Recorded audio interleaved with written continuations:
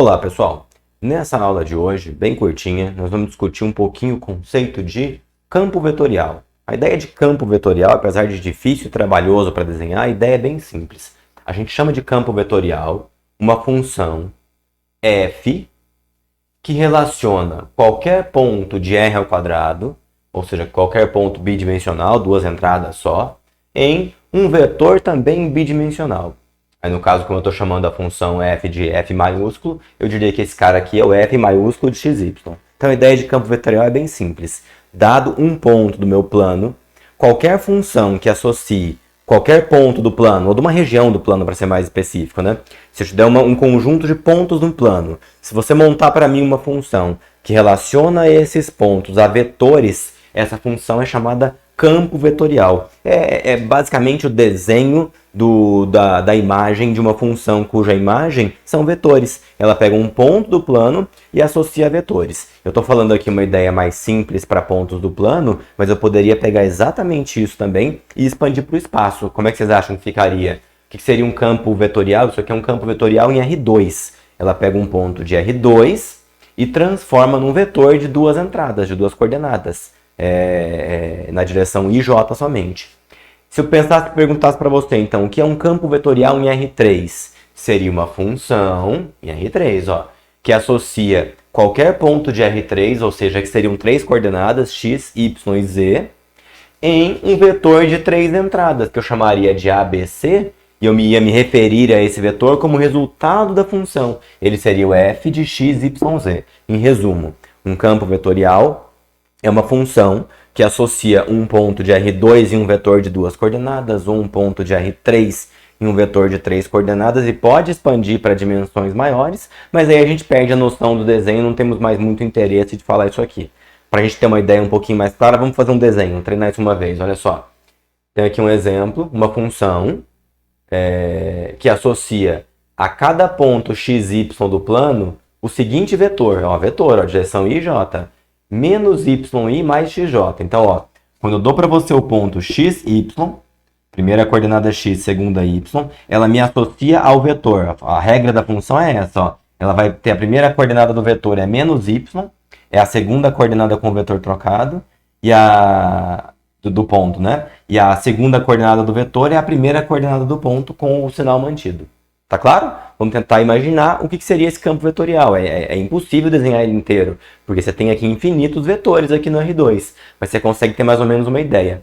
Então vamos começar pensando numa circunferência de raio 1 e nas quatro intersecções que essa circunferência faz com os eixos coordenados. Ó. O ponto 1, 0, 0, 1, menos 1, 0, 0, menos 1. É trabalhoso mesmo, vou fazer a conta. Ó. No caso do ponto 1, 0, me ajudem, ó. 1, 0. Como ficaria esse vetor aqui? Ó? 1, 0. Lembra disso? Aqui ficaria 0 e aqui ficaria 1. Então, o resultado seria um vetor com uma unidade na direção j. Seria isso aqui, ó. Esse vetor aqui. Eu vou até associar aqui que o módulo dele é 1, ó, ao lado. Para todos os outros pontos, como as coordenadas são sempre 1 e 0, ou 0 e menos 1, em alguma ordem, quando você pensar no módulo, sempre vai dar 1. Então, basta ver para onde ele está apontando. Vamos pensar esse ponto aqui agora, ó. Que ponto é esse? É o ponto 0, 1. Se o x é 0, vai zerar aqui. E o y é 1. Então, vai ficar uma unidade, menos uma unidade na direção i. A direção i é horizontal, menos uma unidade é para a esquerda. Então, ó, seria isso aqui, ó. Um vetorzinho de comprimento 1 apontando para lá. Agora o próximo, esse aqui, ó, que é o ponto menos 1, 0. Menos 1, 0. Então, aqui vai zerar. E aqui fica menos 1. Então, ficaria menos j. O que é menos j? Uma unidade para baixo. E esse, ó, é o ponto 0, menos 1. 0, menos 1. Aqui zeraria. Aqui ficaria menos 1. Só que menos 1 dá mais 1. Então, ficaria 1 na direção i. Ó, pensando numa circunferência de raio 1, o meu campo vetorial faria algo nesse sentido aí. Então, dá para ter mais ou menos uma ideia do que ele está fazendo. Se eu for circulando aqui, ó, essa minha circunferência de raio 1, ele vai tendo um padrão de comportamento meio esperado. E o padrão é esse, ele começa apontando aqui. Aí o que vai acontecendo? Ele vai inclinando, inclinando, inclinando, inclinando. Quando chega aqui, ele está na horizontal. Aí ele vai inclinando, inclinando, inclinando aqui, ele está na vertical e assim vai girando, ele gira sobre essa circunferência. Com o auxílio de um software gráfico, você consegue ver muitos outros pontos para ter mais noção. Vamos pegar um outro ponto aqui? Por exemplo, se eu pegar o ponto, esse ponto aqui, ó. Acho que ele é bacana, ó. O ponto 1, 1. 1, 1. Que vetor que eu teria aqui, ó? Seria menos 1 na direção x e mais 1 na direção j. Menos 1 na direção x com mais 1 na direção j, um rascunho aqui, ó. Menos 1 no x com mais 1 no j. O vetor sai aqui, ó. Então é o que eu tô falando ali, ó. Ele não tá mais na mesma circunferência, né?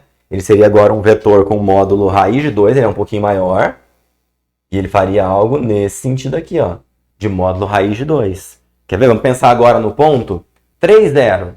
Ó, o ponto 3, 0. Zeraria aqui, daria 3 na direção j. Então, ó, no ponto 3, 0, ele faria já algo assim, ó, de módulo 3. Então, para cada circunferência que você fizer, esse campo vetorial ele vai dando a volta e pegando uma tangente dessa circunferência. Essa é a ideia desse campo vetorial. Tá claro? Eu pego uma função, um conjunto de pontos do plano e associo ele a diversos vetores. Se fosse no espaço era a mesma coisa, só ficaria muito mais difícil de desenhar. É só para a gente ter uma noção do que é essa ideia de campo vetorial, porque a gente vai falar disso bastante nos próximos vídeos, quando a gente começar a falar de integral de linha.